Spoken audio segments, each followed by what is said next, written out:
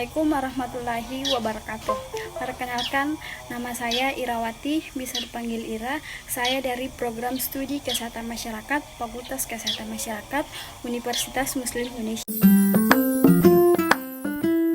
Perbedaan antara surveillance dengan survei. Jadi, surveillance itu suatu pengumpulan, pengolahan, analisis data kesehatan. Jadi, survei itu suatu kegiatan pengumpulan informasi yang berasal dari populasi sampel yang dilakukan pada waktu tertentu dan tidak dilakukan secara terus-menerus. Baik, saya akan menjelaskan prinsip surveillance epidemiologi. Nah, prinsip surveillance epidemiologi ini terbagi menjadi 4. Yang pertama itu pengumpulan data. Nah, pengumpulan data itu adalah teknik atau cara yang dilakukan untuk mengumpulkan informasi atau permasalahan yang dibutuhkan dalam mencapai tujuan peneliti. Nah, di pengumpulan data ini ada jenis-jenis data. Nah, jenis-jenis data ini terbagi menjadi yang pertama itu data primer. Nah, yang kedua data sekunder. Nah, di sini saya akan menjelaskan data sekunder. Nah, data sekunder ini data atau informasi yang didapatkan dari orang lain. Nah, perbedaannya antara data sekunder dengan data primer itu, kalau data sekunder itu data yang sudah disajikan. Misalnya itu data dari puskesmas atau rumah sakit. Nah, data itu sudah ada dari dokumen. Nah, si peneliti ini tinggal mengambil karena data ini sudah disajikan oleh rumah sakit atau puskesmas. Sedangkan data primer itu dia turun secara langsung di lapangan untuk melakukan observasi penelitian. Selanjutnya itu adalah data menurut sifatnya. Nah, data menurut sifatnya ini ada 2. Yang pertama itu data kualitatif. Nah, yang kedua itu data kuantitatif. Nah, yang kedua ini adalah pengolahan data. Nah, pengolahan data merupakan manipulasi dalam bentuk yang lebih berarti berupa informasi. Nah, selanjutnya itu analisis data. Nah, analisis data merupakan proses yang berkelanjutan yang membutuhkan refleksi secara terus-menerus terhadap data. Nah, yang keempat itu interpretasi data. Nah, interpretasi data merupakan sebuah bentuk dari kegiatan untuk melakukan penggabungan terhadap sebuah hasil dari analisis data.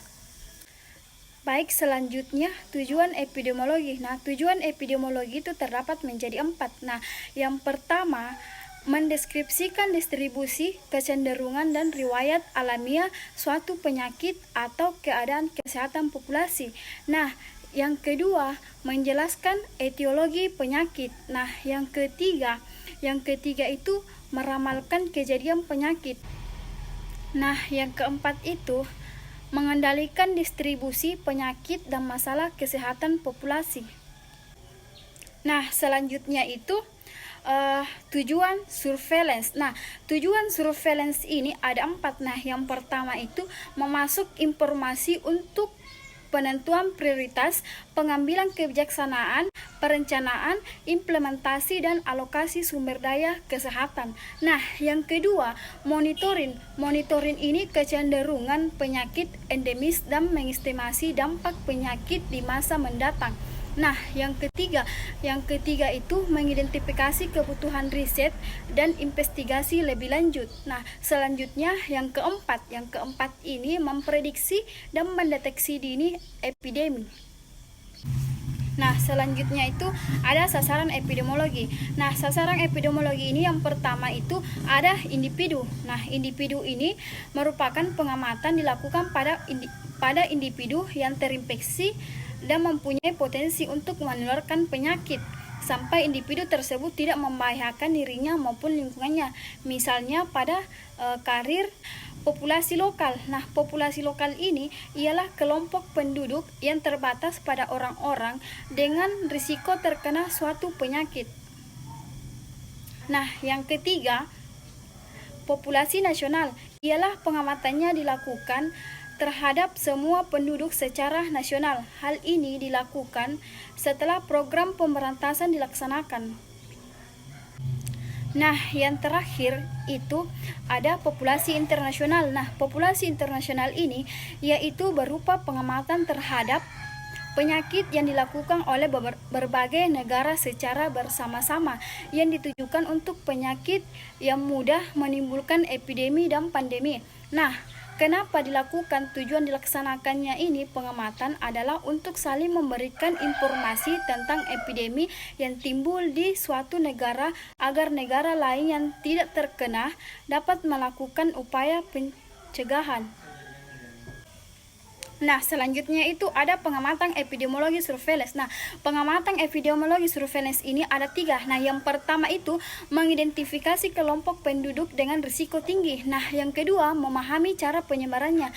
Nah, yang ketiga mengurangi atau memberantas penyebarannya.